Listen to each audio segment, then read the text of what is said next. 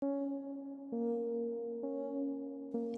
nom est comme l'ombre portée des disparus d'une filiation.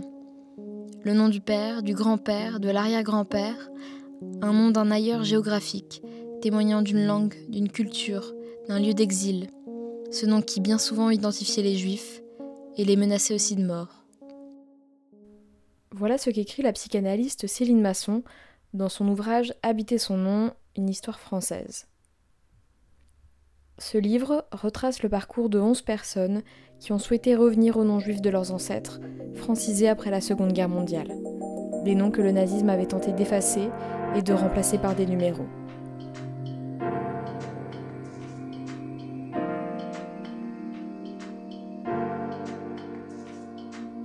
Je m'appelle Pauline Payassa, je suis journaliste. Vous écoutez Le Nom des gens, un podcast lesjours.fr.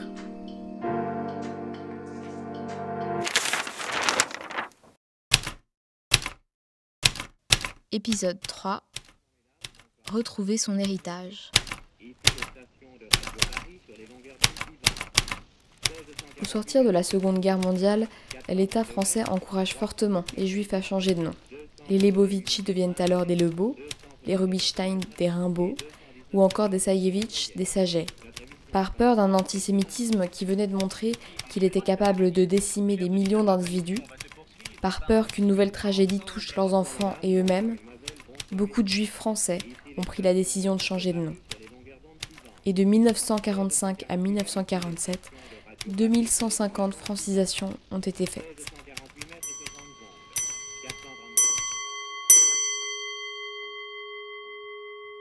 En 2009, la chercheuse Céline Masson et l'avocate Nathalie Felschenswalbe fondent le collectif La Force du Nom pour porter devant la justice les demandes de ces personnes qui souhaitent reprendre le nom juif de leurs ancêtres, souvent seul lien à cette mémoire. Car à ce moment, aucune possibilité n'est prévue par la loi pour avoir le droit de se renommer. Le nom changé porte les traces de ce traumatisme. Il interrompt l'ordre de la filiation et la transmission du nom de la lignée, obligeant le porteur du nouveau nom à d'autres identifications d'une géographie parfois improbable, écrit toujours Céline Masson dans son ouvrage. Damien Landesman en est l'exemple. Pendant plus de 20 ans, il ignorait quelles étaient ses origines et se raccrochait tant bien que mal au récit familial qui lui attribuait des racines corses.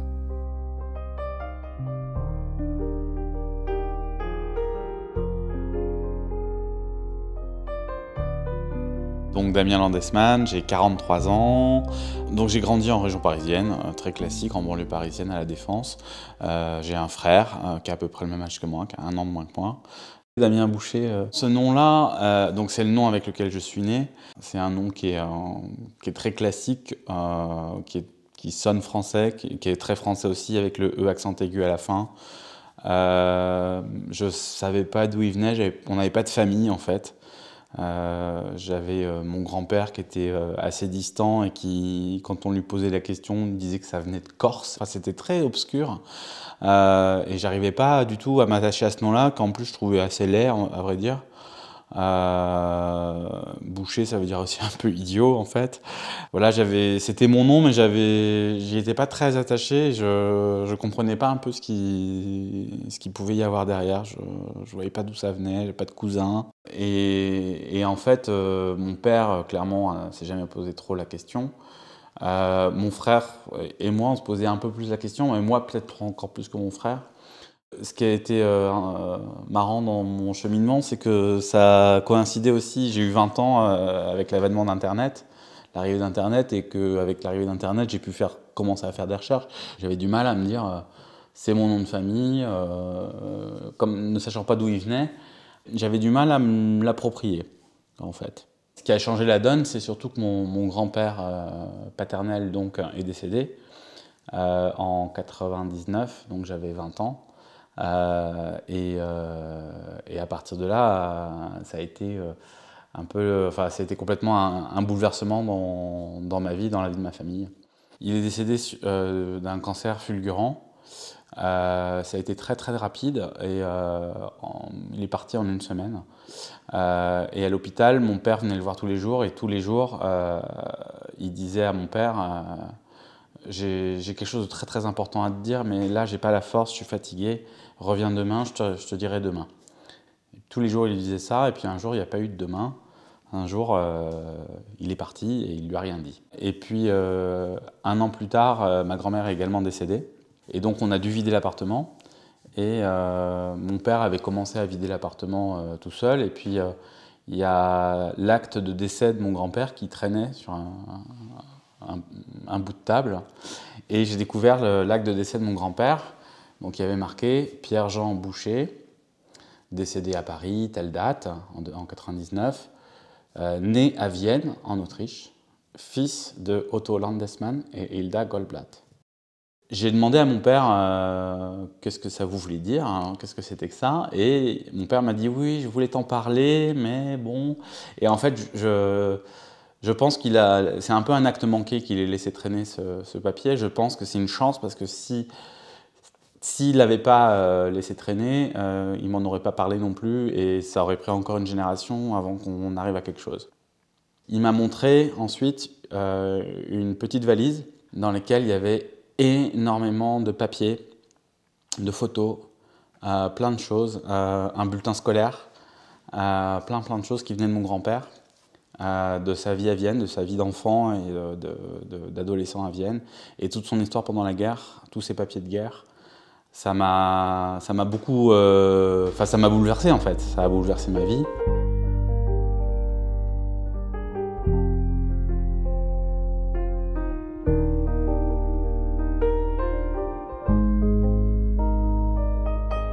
Mon grand-père est né à Vienne en 1925. Son père est décédé avant la guerre. Famille juive viennoise. Sa mère a voulu l'envoyer aux États-Unis, le cacher aux États-Unis. Il venait d'une famille assez aisée et fortunée. En fait, il a été intercepté en Belgique. Et il n'a pas pu embarquer pour les États-Unis. En Belgique, il s'est retrouvé dans un foyer, dans un orphelinat en fait. Il avait 14-15 ans. Il s'est retrouvé dans un orphelinat de la Croix-Rouge. La Belgique a ensuite été envahie en 1940. On l'a fait transiter. Il est parti dans l'Ariège. Et il a passé 2 ans dans l'Ariège, dans un orphelinat de la Croix-Rouge, dans des conditions très difficiles. Ils étaient une centaine d'enfants allemands et juifs, cachés en Ariège, vraiment très très dur. Et quand il a eu 16 ans, en fait, il a dû partir du foyer parce qu'il y avait un accord avec les Allemands comme quoi ils ne s'attaquaient pas à un orphelinat de la Croix-Rouge si les enfants avaient moins de 16 ans. Et à partir du moment où ils avaient 16 ans, on les considérait comme des adultes. Donc il est parti tout seul, il a traversé toute la France. Et justement, c'est là qu'est né le nom de Boucher, puisque c'était son nom de résistance. Dans tous les papiers que j'ai une fausse carte d'identité française de sa part, où il est Pierre-Jean Boucher, fils de François Boucher et de Madeleine Marchand. La seule chose qui est correcte, c'est sa date de naissance. Mais dedans, c'est marqué qu'il est né à Fourmies, dans le Nord. Sinon, tout est complètement faux. En fait, dans cette malle, donc, il y avait énormément de papiers, énormément de choses, des photos de famille. Il y avait son bulletin scolaire de 6e, je pense, quelque chose comme ça, du lycée juif de Vienne, plein de choses très très émouvantes. Parmi les choses les plus émouvantes qu'il pouvait y avoir, il y avait l'agenda de mon arrière-grand-mère de l'année 1943. Et dans l'agenda, c'est marqué tiens, il faut que j'achète des carottes aujourd'hui, il faut que j'aille voir le docteur pour ci, pour ça, etc. Les trucs de la vie quotidienne. C'est marqué aussi, ça fait 40 jours que j'ai pas reçu de nouvelles de Peter. Pour une maman, laisser son fils de 10 ans, 12 ans, avoir aucune nouvelle, c'est quand même très très difficile. Et puis surtout, l'agenda il s'arrête au milieu de l'année, elle a été arrêtée. Et donc elle a été arrêtée par la Gestapo, elle a été déportée à Auschwitz par la suite. Et ça, c'est son dernier agenda qui est resté.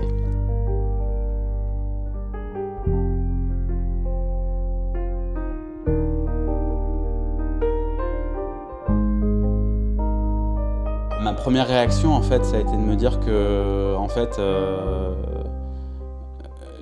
d'abord j'avais une responsabilité par rapport à tout ça. Si mon grand-père avait réussi à maintenir tous ces papiers, à les garder encore à la fin du XXe siècle, au début du XXIe siècle, c'est que il fallait que j'en prenne soin. Et ma première réaction, c'était de penser que Hitler avait gagné 2 fois, et donc que je ne le laisserais pas gagner une 3e fois. Il avait gagné 2 fois parce qu'une fois, il avait réussi quand même à exterminer une grande partie des Juifs d'Europe. Mais il avait gagné une 2e fois parce que mon grand-père avait vécu toujours dans la peur et sous ce faux nom. Il était terrifié à l'idée que ça se reproduise, il était terrifié à l'idée qu'on le prenne pour un juif. Et c'est la motivation pour laquelle il a changé de nom. Et donc moi je voulais pas qu'il gagne une 3e fois parce que en fait porter le nom c'était quelque chose porter le nom de Landesmann c'était quelque chose d'hyper important, de montrer que non, Hitler n'avait pas gagné, qu'on était encore là au XXIe siècle. Et même moi j'ai 2 fils maintenant, donc on sera très loin dans le XXIe siècle. On sera loin dans le XXIe siècle avec ce nom-là, et on est fiers de le porter. Et on est fiers du fait de nos racines et de là où on vient, etc. Mon grand-père a pris le nom de Boucher, et ça, je ne sais pas pourquoi il a pris ce nom-là. Peut-être qu'effectivement, si j'avais su pourquoi il avait choisi le nom de Boucher, s'il nous avait expliqué l'histoire, qu'est-ce qui s'est passé pendant la guerre pour lui, peut-être qu'à ce moment-là, j'aurais pu j'aurais pu comprendre le nom de Boucher, j'aurais pu le faire mien. Mais on m'a rien expliqué. J'avais 20 ans, j'avais une vie bien occupée à sortir, à faire la fête, à faire mes études aussi de temps en temps. Mais ça me trottait dans la tête et je voulais quand même changer de nom. Donc la première chose que j'ai faite, j'avais mis sur ma sonnette d'interphone, j'avais mis DBL, Damien Boucher Landesmann. Je voulais garder le nom de Boucher en fait à la base parce que ça me semblait un pas énorme et aussi je commençais ma vie professionnelle, je commençais à être connu sur le nom de Boucher. Donc sur Facebook, j'ai commencé à m'appeler Boucher Landesmann, c'est encore le cas aujourd'hui d'ailleurs. Je suis allé à la mairie, la mairie d'Asnières-sur-Seine, à côté de là où j'habitais, et je suis allé voir l'officier d'état civil et je lui ai dit voilà, je lui explique l'histoire vite fait, je lui montre aussi quelques papiers, et elle me dit non, c'est pas possible monsieur. Et donc je suis sorti de là en me disant il y a pas grand chose à faire, il y a vraiment pas grand chose à faire, jusqu'à ce que en fait j'ai lu un article dans Libération sur le collectif de la force du non. Et j'ai rencontré l'association et maître Felsenschwalbe. C'était une très très belle rencontre et c'est elle qui a commencé à lancer les démarches. Donc à l'époque, vous aviez 2 possibilités pour changer de nom. Soit parce que vous aviez un nom qui vous portait préjudice, soit pour franciser votre nom. C'était les 2 seules raisons. Moi, il se trouve que ça ne rentrait pas dans les cases. Voire même on aurait pu dire j'avais un nom très français, Boucher, et je prenais un nom étranger avec des guillemets de Landesmann. Et justement c'est ce sur quoi a insisté l'avocate en disant en fait un nom français ça ne veut rien dire. C'est même anticonstitutionnel de dire tel nom est français, tel nom n'est pas français. À l'époque c'était Sarkozy qui était président. Sarkozy, donc le premier des Français, a un nom hongrois. Sur le papier, c'est un nom hongrois. En fait, il est quand même le premier des Français. Donc, définissez-moi ce qu'est un nom français. Et elle a eu gain de cause grâce à cette argumentation-là, en disant c'est pas possible de dire c'est pas un nom français. Quand j'ai eu le papier officiel du Conseil d'État, signé de la main de François Fillon, Premier ministre de l'époque, c'est une renaissance en fait. Littéralement, renaissance personnelle, renaissance familiale, renaissance du nom. Ça a été vraiment très très très très heureux. Quand j'ai eu ma carte d'identité française avec le nom de Landesmann dessus, c'était génial. En fait, parfois j'oublie même que je me suis appelé Damien Boucher. Donc après, moi, dans la vie de tous les jours, je ne crois pas en Dieu. Très souvent, par rapport aux Juifs, mon histoire, il y a une partie des Juifs qui trouvent que je ne suis pas juif du tout, et ils ont raison. Hein. Je suis pas du tout juif, j'ai rien à voir, je suis pas de la communauté, je connais rien, etc. Et inversement, il y a une grosse partie aussi qui dit qu'au contraire, c'est une histoire qui est plus juive que juive, quoi. Que c'est justement, c'est tellement juif cette histoire de flamme qui a failli s'éteindre, qui est renée, qui est revenu, etc. Ce nom qui a été ressuscité, parce que c'est ça. On est les seuls Landesman de France. Donc c'est vraiment un petit miracle en fait. C'est pour ça que je suis aussi c'est une histoire très française aussi en fait. Je suis très reconnaissant à la France historiquement de l'avoir hébergé en fait, de l'avoir accueilli. La France doit être une terre d'accueil, et ces histoires elles arrivent encore aujourd'hui en fait. Et il y a encore des Afghans qui fuient chez eux et qu'il faut accueillir, et il ne devrait même pas y avoir de débat, il faut qu'on les accueille. Et ça, moi, ça m'a marqué aussi à vie. C'est pour ça que je porte ce nom-là aussi, parce que je veux garder cette histoire-là. Et Landesman, c'est un nom français. En fait, c'est l'histoire avec un grand H et toutes les petites histoires qui vont dedans, et puis l'émotion, et puis le respect que je dois à ces gens, et puis les gens que j'ai rencontrés aussi dans mon parcours et tout ça. Et dans mon parcours, par exemple, j'ai eu énormément de chance. Je suis allé à Auschwitz. J'ai eu une session de préparation pour Auschwitz avec Ginette Kolinka. Elle nous a scotché pendant 4 heures à nous raconter Auschwitz. Mes enfants, ils n'auront pas cette chance-là. Ils n'auront pas cette chance-là de pouvoir comprendre l'histoire. Voilà, je suis la dernière génération qui a cette chance-là. Il ne faut pas trop s'embarrasser non plus de trop d'histoires. Mais quand même, c'est important de savoir d'où on vient, etc. Et si j'avais même pas le nom à leur transmettre, alors c'est fini, j'ai plus rien à leur donner. Un nom, c'est aussi c'est une chaîne. C'est une chaîne de génération en fait. Parce que mon grand-père avait décidé de ne pas reprendre le nom de Landesman, mon père a décidé de ne pas le prendre non plus, mais il y avait des gens au-dessus, et peut-être qu'au-dessus ils auraient aimé, c'est le nom dans lequel ils sont nés, dans une petite ville qui est aujourd'hui la République tchèque, c'est là qu'est le berceau de la famille, donc la génération qui vient après, c'est hyper important.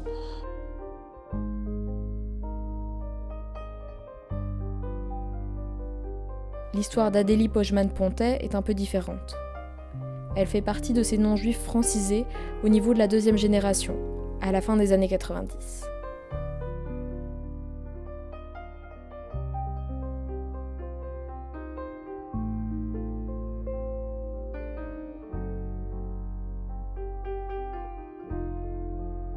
Alors, je suis née en 1989, et quand je suis née, je m'appelais Adélie Pojman, qui était le nom de mon père, qui est le nom de ma famille, voilà. Je me souviens m'être appelée Adélie Pojman parce que j'ai été scolarisée sous ce nom, donc j'ai fait toute ma maternelle en m'appelant Adélie Pojman.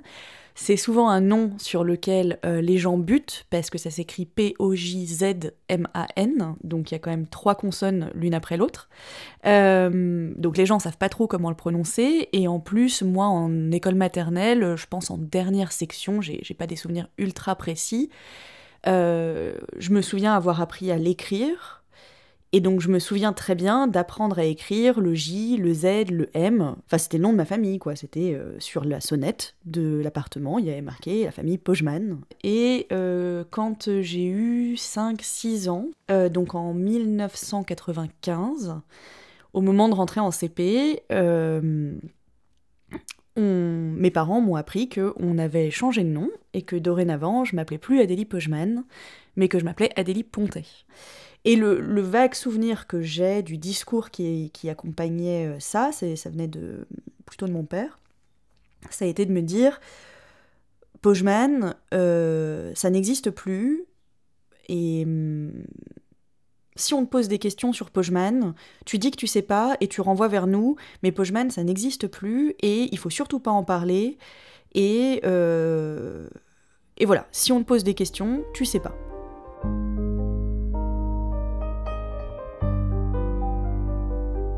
Donc mon grand-père Claude avait un frère, il s'appelait Jean Pontet. Et Jean, donc mon grand-oncle Jean, c'est la première personne de ma famille à avoir changé de nom. Et il a changé de nom suite à une histoire de guerre assez rocambolesque et tragique. Pendant la guerre, mon grand-oncle avait, était grosso modo adolescent, et en 41, il se retrouve séparé de ses parents, mon grand-père également, qui lui était plus jeune, avait 4-5 ans de moins que lui, et donc tous les deux se retrouvent séparés de leurs parents, parce que mon arrière-grand-père est d'abord arrêté, puis déporté à Auschwitz, et mon arrière-grand-mère est arrêtée, mais finalement elle est pas déportée parce qu'elle était malade, et elle meurt à la Pitié-Salpêtrière, avant d'avoir le temps d'être déportée en fait. Et donc tous les deux se retrouvent à l'âge de 14 et 11 ans séparés de leurs parents, cachés à divers endroits. Mon oncle Jean, sur qui on va se focaliser là, est envoyé dans une famille d'instituteurs en Normandie, dans un petit village. Lui est directeur de l'école, elle est institutrice, et assez rapidement, il a 15-16 ans, et il décide de s'engager dans des réseaux de résistance, un peu contre l'avis de sa famille d'accueil qui voulait plutôt qu'il reste tranquille et pouvoir continuer à le cacher. Mais du coup, il s'implique dans des actes de résistance, il rejoint différents réseaux et l'histoire veut que, suite à un combat, Jean est gravement blessé, il a été gazé par des gaz empoisonné par les Allemands, et il s'est fait défoncer le crâne à coups de crosse de fusil par des Allemands.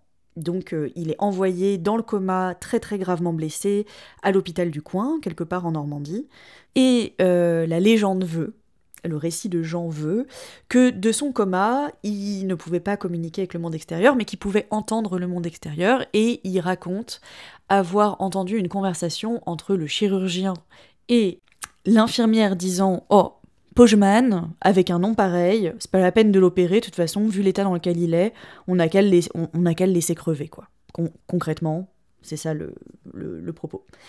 Et il aurait entendu le chirurgien dire « C'est hors de question, on laisse mourir personne, c'est justement parce qu'il s'appelle Pojman qu'on va l'opérer en premier, comme ça il va pouvoir sortir d'ici et aller se cacher et se mettre à l'abri. » Bon, finalement il est opéré, il est soigné, il s'en remet avec de graves séquelles qu'il aura toute sa vie.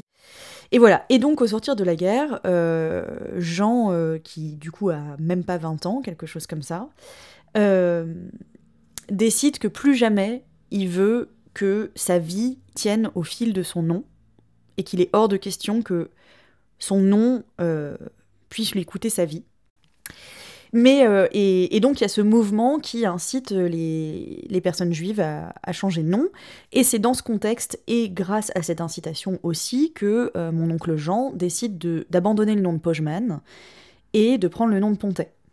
Moi je trouve qu'il y a quelque chose d'un peu ironique dans cette histoire, parce que, mais ça, j'ai jamais pu en discuter avec lui, j'étais trop jeune, c'est quelque chose que je pense aujourd'hui, il dit que c'est à cause de son nom qu'il a failli perdre la vie, mais c'est aussi grâce à son nom qu'il a eu la vie sauve, parce que l'infirmière ne voulait pas l'opérer parce qu'il s'appelait Pojman, mais le chirurgien en chef, il l'a opéré en premier parce qu'il s'appelait Pojman.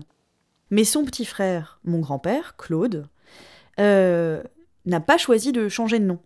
Mon grand-père Claude a fait toute sa vie en s'appelant Claude Isaac Pojman. Et donc mon père est né à la fin des années 50 en s'appelant Pojman. Et il a grandi en s'appelant Pojman et en faisant toute sa vie avec le nom de Pojman. Sans trop savoir d'où ça venait, d'ailleurs. Sans trop savoir... je pense que même l'origine polonaise était un peu floue. Il se trouve que mon grand-oncle et mon grand-père se sont pas mal perdus de vue après la guerre et se sont très peu vus. Donc mon père a grandi sans connaître son oncle, ou très très peu. Et mon grand-père n'a jamais dit quoi que ce soit sur sa famille, c'est-à-dire qu'il s'appelait Pojman, il avait gardé Pojman, mais il n'y a eu aucune transmission, aucun récit, il n'a vraiment rien dit, quasiment jusqu'à la fin de sa vie. Et donc mon père grandit sans trop connaître son oncle, sans avoir ce récit un peu fondateur de résistance, un peu héroïque là. Et à la fin des années 80, mon père a la trentaine, il devient père à son tour, je nais, ma sœur naît au début des années 90, il se marie, et il retrouve son oncle, je sais pas trop comment, mais en tout cas il recommence à se fréquenter. Donc mon oncle s'appelle Pontet, mon père s'appelle Pojman, Mon père raconte avoir vécu des actes antisémites au cours de sa vie que je pense il n'identifiait pas vraiment comme tels aujourd'hui, mais il a découvert des croix gammées sur sa boîte aux lettres ou sur le pare-brise de sa voiture, voilà, des choses comme ça de manière assez ponctuelle. Et il a vécu ces actes antisémites de manière assez ponctuelle mais existante au cours de sa vie. Et à l'époque, début des années 90, c'est un moment où il y a un peu un regain de rhétorique très raciste. Enfin, en tout cas, il y a la circulaire Pasqua, par exemple, qui commence à devenir très très dure sur l'immigration, et il se passe plusieurs choses dans ma famille qui font que il y a un peu un contexte un peu anxiogène de l'immigration, ne pas être français, ce genre de choses. Et je pense que tout simplement, mon père a très envie de nous protéger. Et c'est d'ailleurs comme ça qu'il m'a expliqué à chaque fois le changement de nom. C'est-à-dire que, en fait, Pojman, c'est dangereux. Et par ailleurs, il n'a pas particulièrement de récit autour de ça, et je pense que c'est constitutif le fait qu'il n'y a pas de récit autour de ça, qu'il n'y a pas de transmission. Pojman, en fait, c'est un nom qui est chargé de rien d'autre que de la souffrance à ce moment-là. Et Pontet, du coup, Jean-Chaim Pontet, débarque dans la vie de mon père qui a tout juste la trentaine, et avec ce merveilleux, avec un nouveau nom qui a l'air complètement français, et qui est chargé d'un récit glorieux, héroïque. Et je pense que tout simplement, mon père a très envie de nous protéger, a pas du tout envie qu'on vive ce qu'il a pu vivre, et il a un peu envie de remettre les pendules à zéro. Donc du coup, mon père, au début des années 90, décide de prendre le nom de famille de son oncle, et d'arrêter de s'appeler Pojman, et de devenir Pontet. Et c'est comme ça que nous, on devient Pontet en ayant le nom de notre grand-oncle, et non plus le nom de notre grand-père. Mais cette question me triture un peu le cerveau, et je commence à pas mal poser la question à mes parents de pourquoi on a changé de nom, et c'est quoi l'histoire de la famille, et c'est quoi cette histoire, etc. Sachant que, je savais que mon arrière-grand-père était juif, donc c'était pas non plus une découverte, mais c'était quelque chose qui d'un seul coup se remplissait de quelque chose que je comprenais pas. Moi, ce qu'il faut savoir, c'est que je suis pas juive. Pour moi, le mot juif ne recoupait aucune réalité. Je comprenais pas vraiment ce que ça voulait dire. Voilà, c'est quelque chose qui ne disait pas grand-chose de ma personne. En revanche, ce que je savais à l'époque, c'était que ma famille venait de Pologne et d'Ukraine. Voilà. Mais du coup, on disait qu'ils étaient juifs, mais du coup, on disait qu'ils étaient aussi polonais, parfois ukrainiens, parfois russes. C'était assez flou. Mais en tout cas, le fait de ne plus m'appeler Pojman à l'époque prend un peu une nouvelle dimension. Il y a vraiment quelque chose qui me triture, encore une fois, et j'ai un peu envie de comprendre ce qu'il y a derrière. En fait, je crois que j'ai juste tout simplement envie de comprendre qui sont ces gens. Et bon, j'avais pas grand monde à qui en parler, mais il se trouve qu'en terminale se passent plusieurs choses qui font un peu un point pivot. Je deviens copine avec une fille dans ma classe qui s'appelle Danielle, qui est juive et qui est aussi israélienne. Voilà, et donc d'un seul coup, je découvre qu'en fait, être juif, ça veut dire plein de trucs. Qu'il y a des gens pour qui ça veut dire quelque chose, que c'est rempli d'un contenu, de sens. C'est rempli d'une identité, c'est rempli d'une langue. Alors à l'époque, je connais pas encore l'existence du yiddish, voilà, donc je découvre l'hébreu. C'est très perturbant pour moi. Et à ce moment-là, je me mets vraiment à me passionner pour ça. Donc voilà, donc c'est vraiment une espèce de grande découverte qui du coup est un peu un point pivot, parce qu'en fait je finis par découvrir plein de choses. Je me souviens que pour la première fois de ma vie, je suis allée au musée d'art et d'histoire du judaïsme à Paris, toute seule, et genre j'ai visité tout le musée, et je me souviens m'être mise à pleurer dans la cour du musée, parce que je sais pas, c'était trop. Et c'est intéressant d'ailleurs que je sois pas allée au mémorial de la Shoah, parce que le mémorial de la Shoah, quelque part, c'était la partie que je connaissais de cette histoire. Ce que je connaissais pas, c'était le musée d'art et d'histoire du judaïsme. En fait, ce que je connaissais pas, c'était la vie. Et ce qui m'intéressait à ce moment-là, et ce qui m'a intéressé depuis, c'était de comprendre l'histoire de la mort de ma famille, je la connais. Mais ce que je connais pas, et ce qui restera constamment troué, c'est les personnes qu'ils ont été, la langue qu'ils parlaient, les recettes qu'ils pouvaient faire à la maison.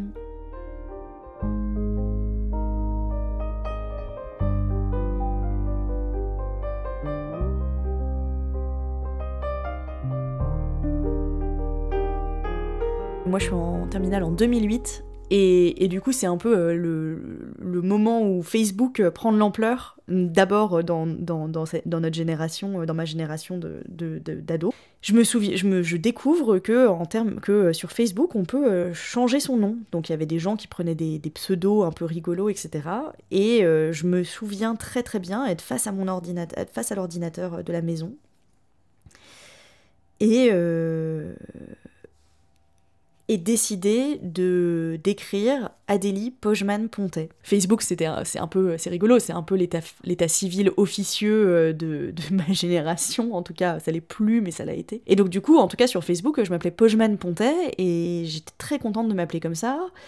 Puis du coup, les gens me posaient des questions, et du coup, ça me permettait de me réapproprier un peu cette histoire et ce nom, un peu dans mon coin. Je me souviens, je sais plus exactement quand, mais je me souviens avoir regardé comment est-ce qu'on faisait pour changer de nom et m'apercevoir que changer de nom en France, c'était très compliqué, c'était très réglementé, et il y a une disposition que je lis aussi sur Internet qui dit « En France, quand on change de nom, on n'a pas le droit de prendre un nom à consonance étrangère. » La question de la consonance étrangère est bien évidemment très compliquée. Qu'est-ce qui est défini comme étranger, pas étranger, etc. Je sais pas moi, est-ce que les noms bretons c'est étranger, je ne sais pas. Mais en tout cas, ce sont ça les règles. Et donc du coup, assez vite, je me rends compte que, de toute façon, je vais pas pouvoir reprendre le nom de Pojman. Donc je m'accommode du fait que c'est que sur Facebook et que je l'utilise dans tous les pans de ma vie. Donc tous mes mémoires, je les signe du nom d'Adélie Pojman-Pontet. Je l'utilise tout le temps, dès que je peux, hormis pendant les choses officielles. Et puis un jour, en 2000, je pense qu'on doit être en 2014 ou 2015... Voilà, ça me prenait une fois de temps en temps, je me mettais à googler mon nom de famille, Pojman, Pontet, essayer de trouver le moindre truc. Et en plus, généralement, à chaque fois, je trouve des choses. Je trouve toujours des choses nouvelles. Et je tombe sur un article de Libération qui dit, je sais plus exactement le titre, mais quelque chose comme « Des gens ont repris leur nom juif ». Et donc, forcément, ça m'interpelle. Et en fait, je lis l'histoire d'une association qui s'appelle La Force du Nom, qui a été créée par Céline Masson et Nathalie Felsenschwalb, qui ont argumenté auprès de l'État. J'écris à ce collectif et je rentre en contact avec Céline Masson, et c'est là que je m'aperçois que en fait, ça va être possible. Sauf qu'à l'époque, il n'est pas possible d'accoler les deux noms. Donc ça implique de changer complètement et de m'appeler que Adélie Pojman, ce que je voulais pas. Je voulais pas m'appeler que Adélie Pojman. Pour plusieurs raisons. Déjà, je voulais pas avoir un nom complètement différent du reste de ma famille. Mes parents s'appellent Pontet, ma sœur s'appelle Pontet. Je voulais pas ne pas avoir le même nom qu'eux. Et puis, je pense que moi, je veux pas renier le changement de nom qu'a fait mon père. Je me suis appelée Adélie Pontet de mes 6 ans jusqu'à pas encore aujourd'hui en fait. Mais je suis Adélie Pontet. Et je suis aussi Adélie Pojman. Et en fait, la juste identité, c'est Adélie Pojman-Pontet. C'est la réconciliation de ces deux histoires, de ces deux noms, qui disent tous les deux quelque chose de notre famille, qui disent tous les deux quelque chose sur qu'est-ce que ça veut dire hériter d'un trauma aussi grand que celui de la Shoah, et qui disent tous les deux quelque chose de l'attitude de la France face à ce qui est perçu comme étranger, ou comme une minorité. L'histoire de la France, c'est aussi une histoire d'immigration, et je suis française, et je devrais pas ne pas pouvoir m'appeler Pojman, parce que c'est le nom de ma famille, et c'est l'histoire de ma famille, mais l'histoire de l'immigration des Juifs d'Europe de l'Est avant la Seconde Guerre mondiale, ça fait partie de ce pays, parce que moi je fais partie de ce pays. Le fait qu'on ait dû changer de nom, c'est l'histoire de l'antisémitisme en France, et ça fait partie de l'histoire de la France. Et le fait que j'ai le droit que je veuille m'appeler Pojman aujourd'hui dans la France du milieu des années 2010, c'est aussi l'histoire de la France. Enfin, je veux dire, le changement de nom, il dit quelque chose de l'antisémitisme français. Je crois que ce que j'avais écrit dans ma lettre de motivation, c'était aussi faut assumer l'histoire antisémite. Ouais, ça a fait des choses aux gens, ouais. Ça a fait des choses aux gens, ça nous a déracinés de nous-mêmes, ça nous a Ça nous a fait du mal, mais... Et c'est pour ça qu'à un moment, on a eu besoin de s'appeler Pontet pour pouvoir y échapper, parce que c'était trop dur, c'était trop lourd le souvenir de ce génocide, c'était trop lourd, la rupture dans la transmission, c'était trop lourd de pas savoir d'où on venait, c'était trop lourd que la France nous dise que pour pas se faire déporter, fallait avoir un nom plus franchouillard. Enfin, je veux dire, c'est grossier quand même. Même si je comprends qu'à l'époque, ça avait pu être avancé comme une forme de réparation en disant oui, vous êtes français, oui, pas de problème. Mais du coup, tout ça fait partie de l'histoire de France, et réconcilier ces deux noms, c'est aussi réconcilier ça, c'est aussi accepter que ces différents fils sont pertinents. J'ai été Adélie Pojman, et j'ai été Adélie Pontet, et au final, ce sont ces deux personnes que j'ai pu être. Et en grandissant, à vrai dire, je me suis régulièrement demandé, et je me demande encore de temps en temps, mais moins, mais quand j'étais ado, je me suis régulièrement demandé qui aurait été Adélie Pojman. En vrai, moi je sais pas. Hein. Peut-être que si Adélie Pojman avait été restée Adélie Pojman et n'était pas devenue Adélie Pontet à l'âge de 6 ans, peut-être que... on n'aurait peut-être pas eu les mêmes vies. Enfin, en fait, c'est un peu comme s'il y avait un... C'est un peu comme s'il y avait un double qui n'était pas arrivé. Je sais pas si... Je sais pas quelle personne j'aurais été s'il n'y avait pas eu ce changement de nom. Et donc oui, dans ce sens, c'est un vêtement qui est taillé sur mesure parce que c'est porteur de ces deux personnes que j'ai été et de la personne qui aurait pu être aussi.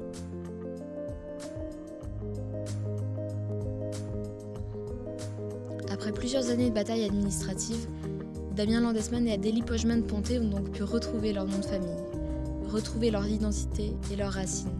D'autres, à l'inverse, font parfois le choix, à contre-cœur ou non, de changer leur nom de famille pour effacer leurs origines, les réduire à la sphère de l'intime. Et c'est ce que nous verrons dans le prochain épisode.